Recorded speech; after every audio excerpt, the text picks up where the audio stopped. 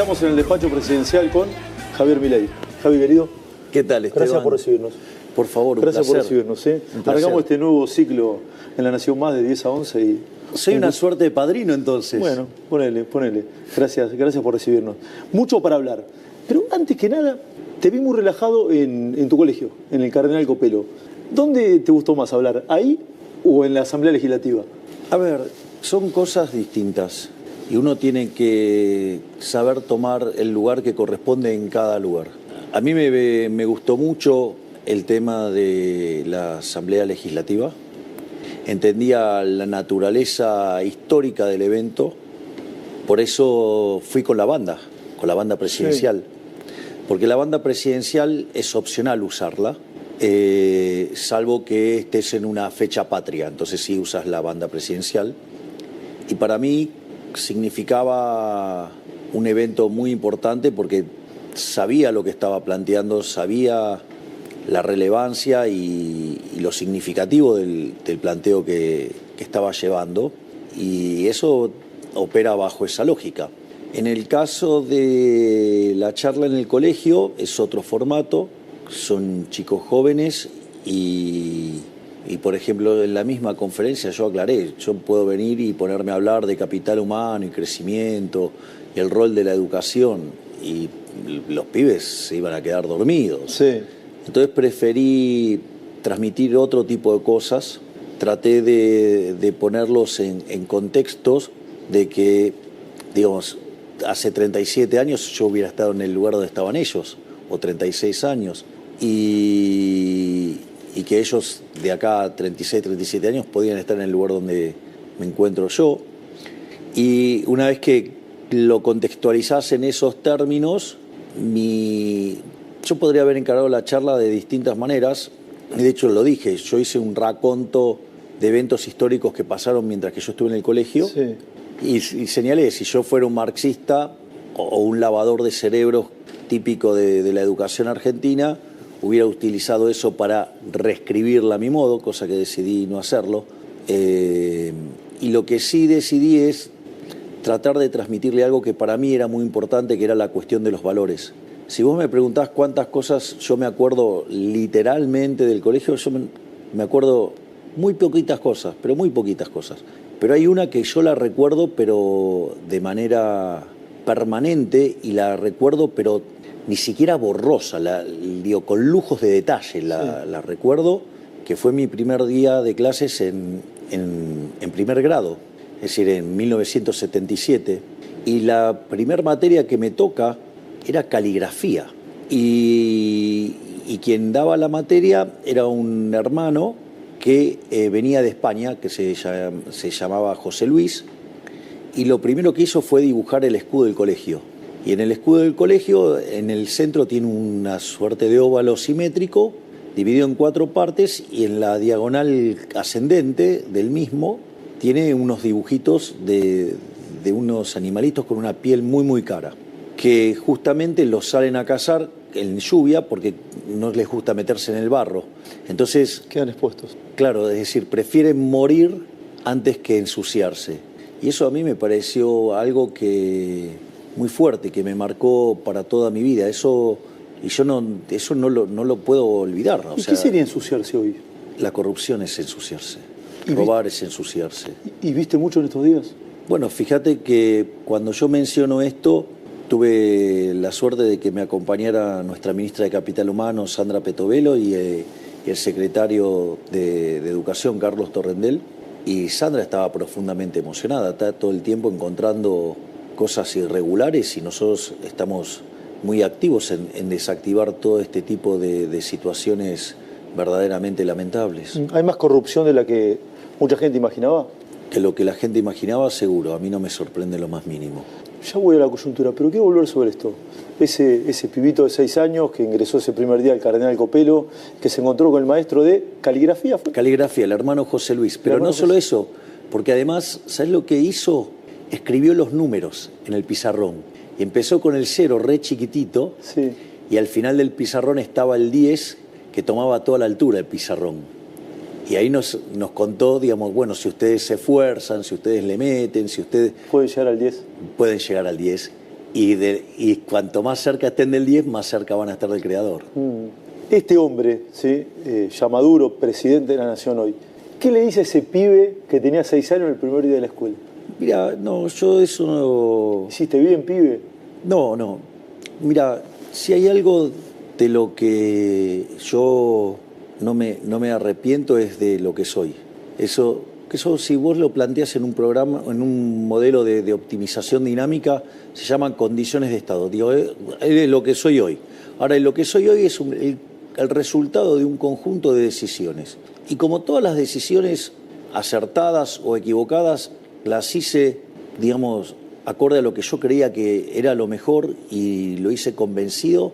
Entonces no tengo nada que recriminarme, no tengo nada que cuestionarme. O sea, soy lo que soy en base a mis errores y a mis aciertos.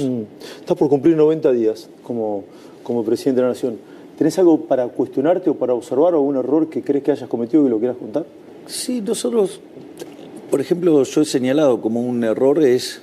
yo creí que podía negociar de buena fe con los gobernadores. Es decir, nosotros después de enviar el decreto de necesidad de urgencia, cuando nosotros empezamos a trabajar sobre la ley de bases y principios para la libertad de los argentinos, nosotros en ese conjunto de reformas estructurales agregamos un capítulo de coyuntura que tenía que ver con la cuestión fiscal, el capítulo 4. En ese capítulo nosotros ofrecíamos arreglar el problema que tenían las provincias como consecuencia de lo que se hizo durante el gobierno anterior. Y nosotros fuimos y le planteamos eso para que las provincias se reequilibraran. Es más, puse a disposición todo el equipo del Ministerio de Economía para que los ayuden con los temas de deuda. Y ellos, en lugar de tomarlo como algo de buena voluntad, creyeron que era un síntoma de debilidad. ¿Te creyeron débil? Sí. Entonces, a partir de ahí, ellos seguían diciendo que el déficit cero era una buena idea. ¿Te creyeron débil y entonces qué? ¿Pasaron a la ofensiva? Claro. Entonces, por ejemplo, nosotros le estábamos dando un punto del PBI para que reequilibraran las finanzas públicas y entonces se llevaron 2 puntos del PBI, estaban buscando llevarse 2 puntos del PBI. Es decir, entonces hablaban de ir al déficit cero, pero aumentando el gasto público. Y además empezaron a tocar partidas que tenían implicancias sobre el diseño de la política fiscal que nos incrementaba el gasto público en 3 puntos del PBI, con lo cual nos causaban un verdadero desastre y nos estaban empujando digamos, directamente a la hiperinflación, dada la situación que habíamos recibido. Como consecuencia de ello, decidimos levantar el capítulo 4 y tal como dijo Caputo, el ministro de Economía... Que ahora vuelve. Que en el momento él dice, bueno, levantamos el capítulo 4 y las provincias van a tener que ajustar. Ahí obviamente el círculo rojo, que sigue todavía en blanco y negro, como muy bien decís vos, o sea, siguen leyendo las cosas de manera incorrecta. Con los ojos del pasado. Con los ojos del pasado, entonces creyeron que eso era una derrota para nosotros y nosotros decíamos, esto es una derrota para las provincias. Y si vos te fijas la situación fiscal en la que se encuentran hoy las provincias, el problema lo tienen verdaderamente las provincias. Kicillof dijo ayer que vos le robaste 1 hora de clase a los chicos. Eso es mentira, porque el dinero es fungible y él en lugar de gastar, de poner tanta plata, por ejemplo, en C5N, podría usarla para pagar sueldos, en lugar de estar gastando en el aparato de propaganda que utilizan ellos para ensuciar al gobierno nacional, por ejemplo. ¿Te sentarías a hablar con Kicillof? Yo, digamos, como presidente de los argentinos estoy obligado a hablar con todos. No es una cuestión de si a mí me gusta o no me gusta, yo estoy haciendo un trabajo, Esteban. Yo, digamos, cuando digo esto es un trabajo. A mí los argentinos me eligieron básicamente para 2 cosas. Una, para encauzar la economía, que tiene que ver con bajar la inflación, algo que lo estamos logrando, y volver a crecer. Y por otro lado, me pidieron que termine con el flagelo de la inseguridad, y también lo estamos haciendo. Si la lógica de gobernar y sacar adelante el país implica que yo me tenga que sentar con todos los gobernadores, yo me voy a sentar porque tiene que ver con hacer mi trabajo. Esto no es un problema de mis preferencias o de qué me gustaría hacer, digamos, si me gusta reunirme o no. Es decir, yo de hecho no soy una persona que le guste mucho el tema de estar reunido y esas cosas. No te gustan mucho los eventos sociales, digamos. Exactamente, a mí no me gustan los eventos sociales. ¿No te gustan los eventos sociales? y sin embargo, si lo tengo que hacer por el trabajo, lo hago. Hablaste de la economía. El dólar perforó la barrera de los 1.000 pesos. Es el número más bajo de que sos presidente. Hay algunos cálculos que hablan de la inflación entre 14 y 17. ¿Sí? ¿Cómo está la situación? Te pregunto, y a sabiendas de que hay mucha gente que la está pasando mal y muy mal. Bueno, esa pregunta tiene tres partes. Vamos por la primera, que es el tema de la inflación. Recordá que cuando nosotros estábamos por asumir la inflación en la primera semana de diciembre, los precios viajaban al 1 y pico diario, o sea, algo que daba 3.700 anual. Cuando tomabas las 2 primeras semanas de diciembre, el anualizado daba 7.500. Cuando vos tomás lo que dio mayoristas, que fue 54%, lo anualizás, te da 17.000. Nosotros, en función de eso y dado los desequilibrios que tenía Argentina, que eran 17 puntos del PBI, 15 por la cuestión fiscal, 5 adentro del Tesoro y 10 adentro del Banco Central, nosotros necesitábamos frenar la hiperinflación como fuera. Eso implicaba hacer un fuerte ajuste fiscal para cortar el grifo de emisión fiscal y por otro lado implicaba también cortar el grifo de emisión en el Banco Central, con lo cual había que hacer un saneamiento del Banco Central. Como además no teníamos reservas, inexorablemente había que hacer un sinceramiento del mercado cambiario. En ese contexto, nosotros aplicamos un apretón monetario muy fuerte. Eso permitió que no se convalidaran precios. De hecho, la inflación cuando iban 3 semanas de diciembre ya estaba en 30.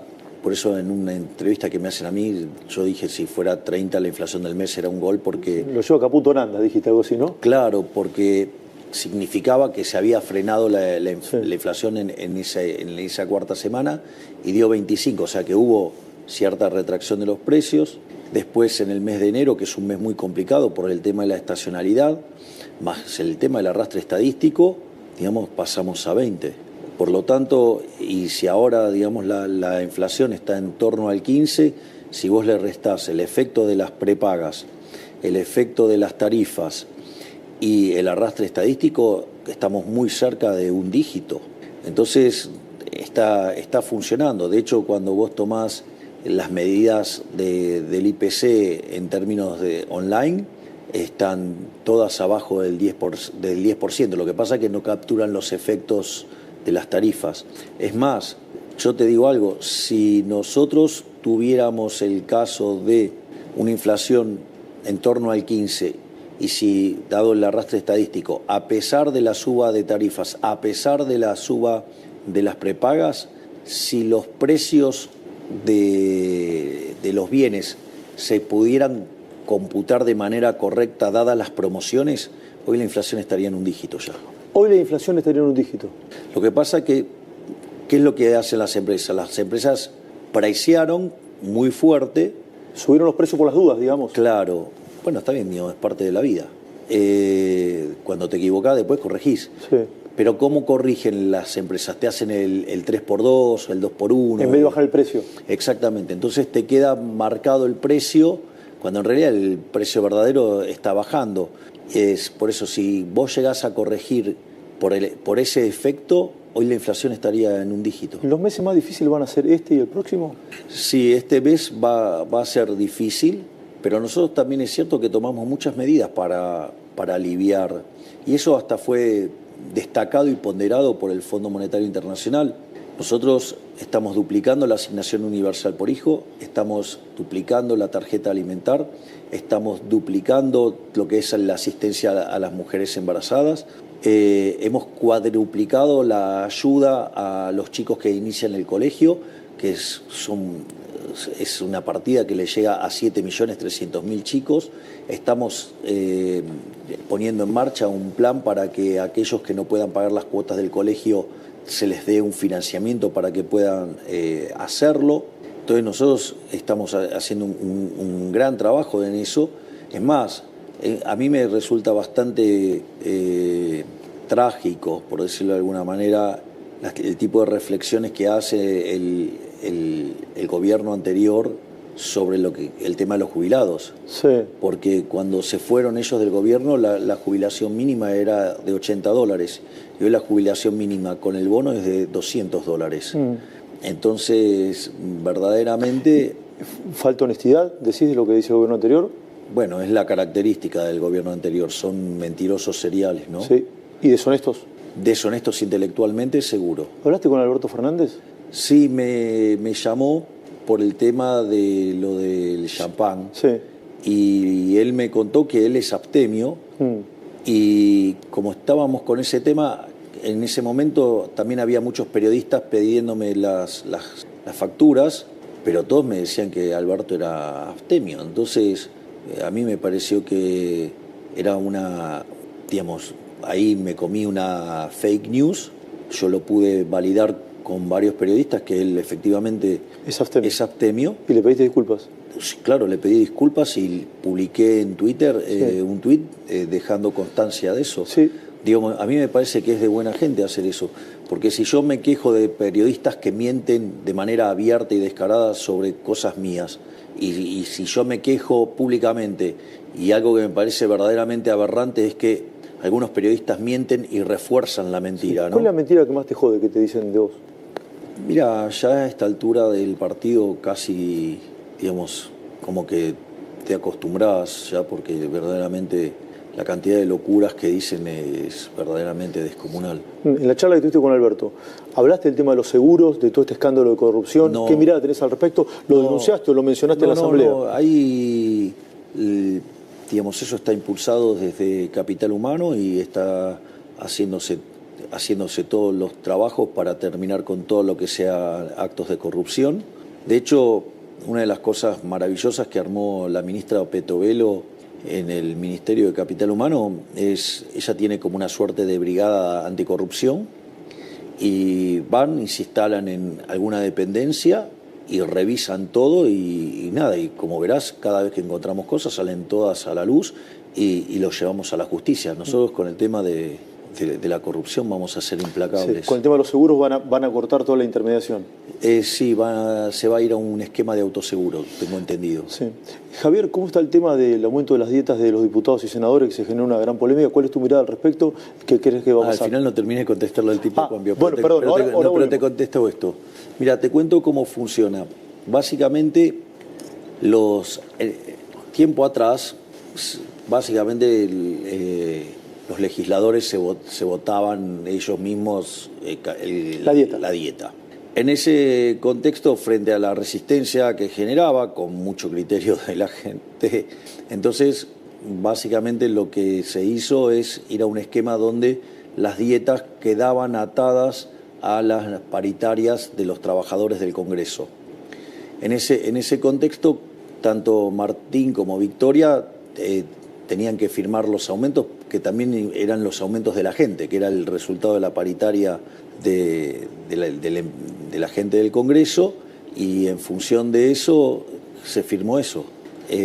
Obviamente que dado la situación del país, o sea, yo le dije a Martín que saque esa cláusula y que básicamente avance en algo que quede desligado y que los políticos voten a ver qué quieren hacer con las dietas, sí, y que queden expuestos frente a la sociedad. O sea, que no se aumenten el sueldo ahora. Bueno, nosotros no lo hicimos. Los jerárquicos de acá no lo hicimos. Sí. ¿Y vos donabas tu dieta además? No la dono. Bueno, la sorteabas. Tu dieta yo, la sorteabas. En la época que era diputado la sorteaba directamente. Y ahora tu sueldo lo percibís, por supuesto. Porque ahora no puedo tener ningún ingreso alternativo, entonces tengo que pagar los costos de mi casa original. Por supuesto. Entonces, ¿te parece mal que los diputados suban el sueldo? Yo no estoy de acuerdo con eso. Y entiendo que puedan tener necesidades, pero hay 60% de argentinos pobres. Claro. Y más de 10% de argentinos indigentes.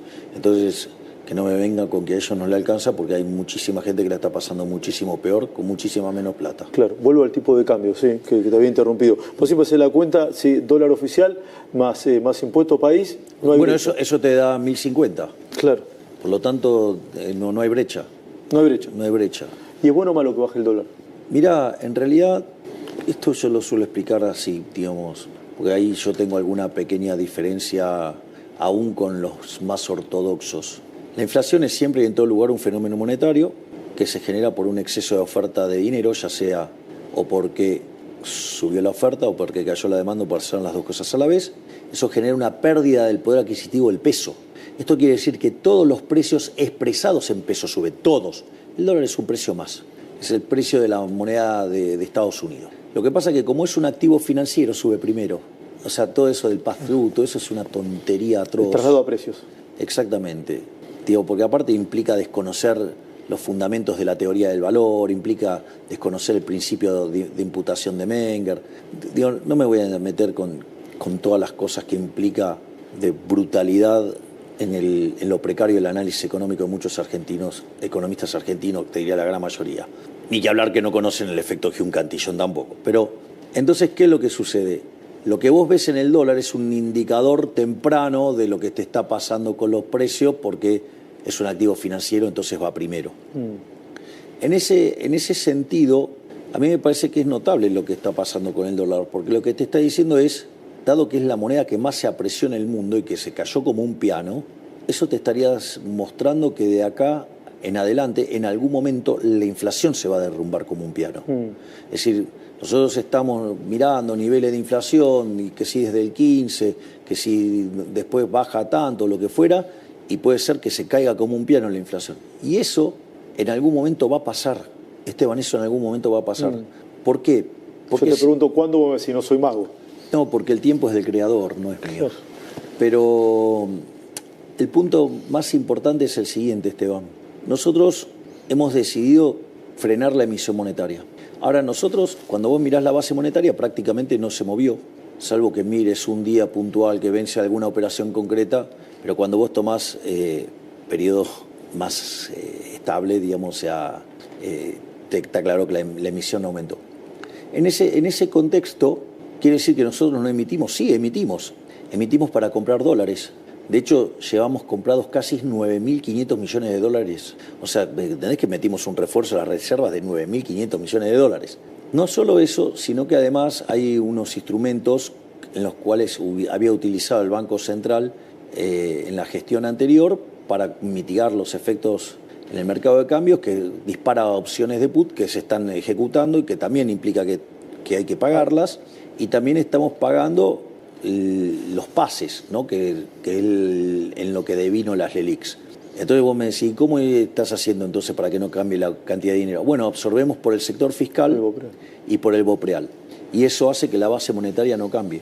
Esto es muy importante porque la base monetaria es un pasivo del Banco Central.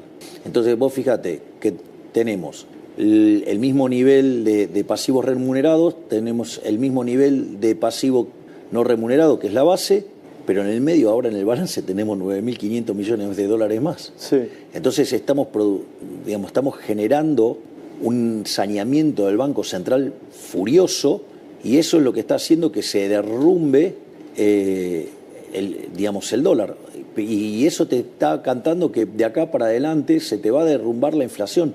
Es más, yo te voy a decir algo.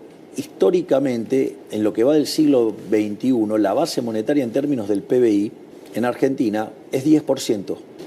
Hoy la base monetaria, sí, es 3%. En realidad, si queremos ponernos piqui, es 2,6%. Es decir, la economía está fuertemente desmonetizada. Cuando vos mirás el crédito al sector privado no financiero, es 4% del PBI. O sea, en cualquier país de Sudamérica es arriba del 50%. Claro. Entonces, lo que vos tenés es... Y si bien vos tenés depósitos privados por 12 puntos del PBI, la realidad es que cuando vos mirás, todo eso tiene mucho transaccional, mucho de working capital de las empresas, mucho de salarios. Sí. Entonces, lo que yo quiero señalar es que nosotros estamos haciendo un saneamiento del Banco Central con un apretón monetario que lo que va a hacer que cada día esté más cerca la apertura del cepo. Sí. Entonces vos vas a ver que en un momento va a empezar la inflación está bajando, pero en un momento va a haber como un salto, se va a notar la caída de manera fuerte, porque lo estás viendo con el dólar. O sea, el dólar no sube porque no hay pesos para comprarlo. Sí. ¿Y el rebote es en B corta? Nosotros, caemos y se sube rápido. Sí, nosotros tenemos la esperanza de que sea una B corta muy, muy acentuada, ¿no? Nosotros creemos que en cuanto nosotros podamos tener equilibrado el balance del Banco Central, automáticamente abrimos el cepo, que dicho sea de paso, todos los días estamos levantando restricciones. Sí. Cada día estamos comprando 200, 300 millones, pero cada vez con más importaciones. ¿Y esa ruta termina en el cierre del Banco Central y en la libre competencia de monedas o no? Vos tenés dos etapas de la libre competencia de monedas. Una es con peso y otra es sin peso. Nosotros en la primera etapa vamos a ir a libre competencia de moneda con pesos. Y después la propia dinámica lo va a llevar a que la propia gente lo va a terminar. ¿Vos creés que en los hechos no va a haber más pesos porque nadie los va a querer? Bueno, una vez que nosotros abrimos el cepo, nosotros vamos a estar enviando una ley al Congreso donde básicamente se va a considerar que la emisión monetaria para financiar el fisco es un delito. En realidad va a ser prácticamente cualquier tipo de emisión un delito. De lesa humanidad, dijiste. Sí, ahora voy a explicar por qué. En primer lugar, porque es como una falsificación y una estafa. Esto es como cuando yo contaba si yo agarro y me pongo a falsificar oro, ¿no? Y no sé, lo tengo para adornar mi casa, no pasa, pero si yo te lo quiero meter adentro de la economía, como si fuera oro bueno, te estoy estafando. Eso es un robo. Eso es lo mismo que te pasa cuando el Banco Central emite dinero. Está estafando ¿a quiénes? A los que ya tienen pesos. Y eso se manifiesta después como el impuesto inflacionario. Porque como hay más, los que lo tienen pierden valor. Exactamente. Entonces, y es una transferencia hacia el que lo emitió. Entonces, por lo tanto, es un robo. Vos sabés que el último año, entre emisión directa e indirecta, el kirchnerismo emitió 13 puntos del PBI. Una locura. Una locura. ¿Y es de delincuentes hacer eso? Sí, porque es un robo. ¿Entonces Massa fue un delincuente? El gobierno anterior fue un gobierno de delincuentes. Lo que pasa es que es un tipo de delito que no está penado. Claro. O sea, entonces no es un tipo penal, claramente. Claro, no está. Bueno, nosotros consideramos que tiene que ser un delito penal. Entonces, en ese contexto van a terminar yendo presos el presidente del Banco Central y su directorio, el presidente de la Nación, el ministro de Economía y los diputados y los senadores que voten presupuestos que tengan financiamiento monetario. Javier, me quedan pocos minutos y no quiero faltar respeto al tiempo acordado y sé que tenés mucha actividad por realizar. No, pero está claro, ¿no? Sí, que digamos, clarísimo. la cantidad de peso va a quedar fija. Entonces vos vas a empezar a entrar a otros tipos de monedas. Sí. Y de hecho vos creés que nadie va a querer agarrar el peso. No lo sé, pero que no va a perder valor seguro. Después de Telam, ¿viene la televisión pública? La idea es, mira, todo lo que podamos privatizar, lo vamos a privatizar.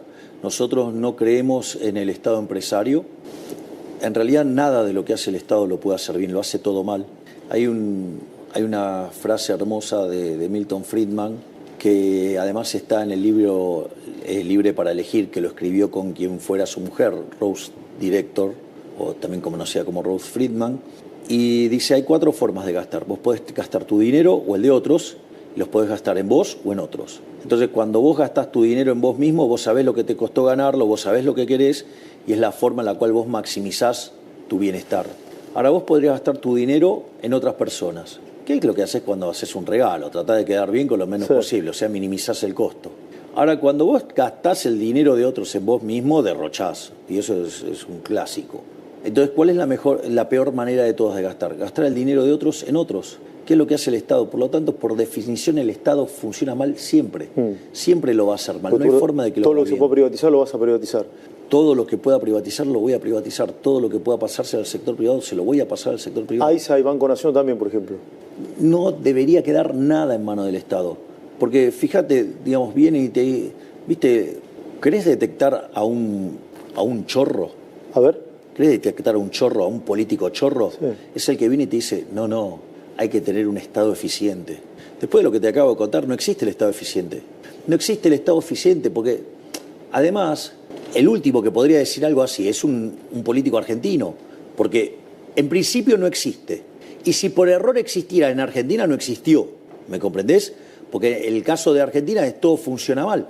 Es decir, si yo te digo, voy a hacer una agencia como Telam, ¿cómo va a terminar? Y siendo un brazo, digamos, un aparato político, un aparato de propaganda.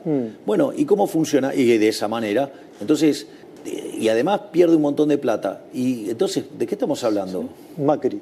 ¿Va a haber una fusión con el PRO? ¿No va a haber una fusión? ¿Están hablando? Nosotros tenemos una excelente relación. O sea, la verdad que con el presidente Macri yo tengo una relación excelente. tengo una excelente relación con muchas personas de su espacio, llámese la doctora Bullrich o el doctor Petri, que son parte de nuestro gabinete, digamos. La doctora Bullrich está haciendo un trabajo fenomenal en la cartera de seguridad y la verdad que el ministro Petri es impecable, es impecable. Además, es alguien muy motivado y trabaja muchísimo, porque está con los temas de defensa, ¿no? Pero salió esto de hacer la ley del Banco Central y ella escribió un proyecto. Sí. Ese proyecto ya lo estuvo semblanteando con Ricardo Rojas, que escribió el libro La inflación como delito, un ex juez, un libertario brillante. Bausili también estuvo en contacto con Ricardo Rojas. Ahora, digamos, tanto Luis como Santiago están interactuando en el desarrollo de este proyecto. Es decir, la verdad es que cuando también, no sé, me pongo a mirar los diputados, por ejemplo, digo, yo con Ritondo tengo una relación fenomenal. De hecho, el trabajo que hizo durante la ley Bases fue impecable. El trabajo que hicieron los diputados del PRO fue impecable. Sí. ¿Crees que van a terminar todos juntos entonces, a ver? Mirá, la verdad es que los hechos se juntaron solos, sin que hiciéramos nada. Y además, digo, yo me llevo muy bien con Macri, me llevo muy bien con Bullrich. Digo, parece que es bastante evidente que digamos, tenemos mucha afinidad y y tenemos claro que Argentina sale adelante con las ideas de la libertad. Por lo tanto, yo lo veo, digamos, factible. Lo que creo es que, como todas las cosas, tiene que surgir naturalmente, digamos, no tiene que ser forzado. Y fíjate que naturalmente funcionó muy bien, funcionó muy bien. Entonces, yo lo que creo es que estamos de hecho, yo creo que ahora el proyecto para evitar este tipo de aumentos en las cámaras, o sea, creo que van a hacer un trabajo juntos. Al menos eso es lo que hablé con Martín Menem y con un diputado del PRO. ¿El PRO con o sin Larreta? Me parece que Larreta, primero que no comulga con estas ideas. Él es un socialdemócrata con una vocación intervencionista profunda, o sea, y por otro lado, él cree en cosas que son parte del fracaso de la Argentina, digamos, ese tipo del consenso del que habla digamos, nos remonta, digamos, a las páginas más oscuras de la historia argentina, y no solo eso, parece que no entiende y que no tomó nota que él perdió por paliza. Digamos, tenía todos los recursos y perdió en la interna con Bullrich. Y como dice Bullrich, después fuimos a una elección. Había una opción del cambio y había una opción radicalizada del cambio. Sí. En el contexto, en el verdadero sentido de la palabra radicalizado. Y ganó, digamos, la versión de La Libertad Avanza. Y además, me gustaría que también él se manifieste, porque él tenía de candidato a vicepresidente a Morales. Sí. Y me gustaría, digamos, que también, a ver, que, digamos, ya que es tan quejoso por alguna que otra cosa que yo le dije en algún momento, pues parece el hombre de cristal. Vos le decías algo y se ponía a llorar por los riscones. Entonces, me gustaría a ver qué opinión tiene, porque todavía no dijo nada, sobre esos dos chicos que estuvieron presos 50 días porque le dijeron cornudo a Morales, ¿no? Entonces, digamos, o que después, digamos, también metió presa a una mujer porque comentó esto sobre el WhatsApp. O sea, y ahí el republicanismo de los radicales, o sea, digo, Lustó, que viene a dar clases de qué hay que hacer, qué no hay que hacer. Digo, al margen de que cuando hable de economía no nos olvidemos que hizo un desastre en el Banco Provincia, que el que lo heredó fue Franco, Guillermo Franco te puede contar del desastre que dejó en el Banco Provincia, o también, digamos, el desastre que fue como ministro de Economía, la 125, dejar el país al borde de un estallido social. Entonces, pero como además ellos son campeones y dan clases de la moral, bueno, que digo, yo no he visto, no los he visto repudiar semejante acto de autoritarismo por parte del señor Gerardo Morales, al cual aviso que yo también lo había denunciado, ¿no? Recuerdo. Había denunciado, vos sabés que yo tenía un programa de radio que se llamaba Ahora, pará. Con Berti Benes Lynch, los martes. No, lo hacía yo solo, que era Demoliendo Mitos. Demoliendo mitos. Y básicamente me dedicaba a mostrar la cantidad de pavadas que se dicen en Argentina, al menos en términos de economía. Y una de las cosas, un día nombré todos los familiares que tenían el Estado Morales. Sí. Y poco tiempo después a mí me toca ir a dar una conferencia a Jujuy. Y entonces yo ya estaba ganando popularidad y la íbamos a hacer en el Teatro Mitre, que tiene lugar para, creo, 1.100 personas, Sí. algo así. Y nada, y obviamente que a las 3 horas se habían anotado 3.000 personas. Entonces, y cuando el señor Morales se enteró, nos hizo censurar y nos sacó el teatro. Fuimos a la universidad, creíamos que ahí que iba a haber independencia, en un auditorio más chico. Y tampoco sucedió. Nos dijeron que sí y a las pocas horas nos dieron de baja. Sí. Y tuvimos que terminar yendo en un hotel, uno arriba del otro. Y entonces ese señor además a mí me acusó de cosas muy horribles, ¿no? Digamos, entre otras cosas, me acusó de nazi. Javier, me van a matar y te quiero hacer unas 3 preguntas muy breves. ¿Hay una casta en el fútbol argentino? Mira, yo creo que sí, y la verdad es que la mejor forma de terminar con eso es metiendo la competencia. Porque fíjate esto, nuestro proyecto de sociedades anónimas deportivas no implica que no existan los clubes tal como existen hoy, pero da la posibilidad de que existan otras sociedades. Nosotros, hoy en este momento, nosotros tenemos ofertas concretas, digamos, el propio Manchester City quiere comprarse un club en Argentina. Entonces... ¿Uno grande? Sí. ¿Muy grande? Muy grande. Sí, no tan grande como Estudiantes de La Plata, pero grande. Estudiantes es un grande. Pero Más grande. Pero sí, sería un poquitito más grande. Tiene ese Boca River. A ver, yo tengo mucho cariño por Estudiantes, pero no te pongas tan bullish, Esteban, dale. No te voy a hacer lo que te hizo Eduardo. Digamos, o sea, yo sufría mientras que Eduardo te hacía bullying con Estudiantes. Pero, digamos, aparte un bilardista fanático, te imaginarás que sí. Me dolía el bullying. Pero te defendiste bien con las Copas Libertadores, con la Intercontinental, o sea... Sí, porque, como dice Friedman, los datos primero. Primero los datos, claro. Pero, al margen de eso, si estuvieran limpios, permitirían que hubiera competencia. Pero como están sucios no permiten la competencia. El mejor síntoma de que hay mafia y que está podrido eso es que no permiten la competencia. Sí, Tapia está sucio. Y entonces, si vos estás limpio, no te molesta que haya competencia. ¿Por qué usas tanto Twitter, Javier? A ver, me gusta, me podría decir. No, sí, claro. A ver, primero porque yo soy un animal de redes sociales, ¿no? De hecho, nosotros en la campaña, dado que no teníamos financiamiento, usábamos las redes sociales. Es más, en un momento, salvo honrosas excepciones, hubo un apagado sobre nosotros y nosotros recuerdo nos manejamos desde las obras sociales, desde las redes sociales, las cuales además nunca pusimos un peso. Entonces nosotros en eso somos muy fuertes y para mí es un mecanismo de comunicación directa con la gente. O sea, entonces para mí yo no necesito el intermediario. ¿Me comprendés? ¿Lo manejas vos el Twitter? Exacto. Yo manejo mi propio Twitter, mi propio Facebook y mi Instagram. Y el TikTok me lo maneja Iñaki. Digo que al pobre Iñaki, digamos, le costó que en la Universidad de Belgrano una profesora de microeconomía lo persiguiera y le hiciera bullying. Y además, o sea, lo hostigaba y lo agredía en clases. Me contó Iñaki que los chicos ahora, a partir de mi declaración pública, tomaron fuerza y están dispuestos a declarar, algo que la Universidad de Belgrano decidía ocultar, primero protegiendo a esa profesora, digamos, pero que además no son los únicos. De hecho, yo en un momento me fui de la universidad porque justamente había entre muchos radicales y muchos kirchneristas que se dedicaban a perseguir a liberales.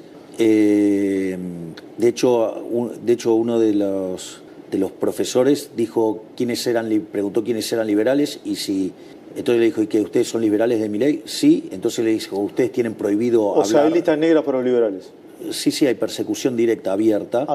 Y eso la Universidad de Belgrano lo permitía, porque eso fue denunciado, yo lo denuncié y no hicieron nada al respecto. Ahora sí, la última. ¿Vas a crear un consejo ad honorem?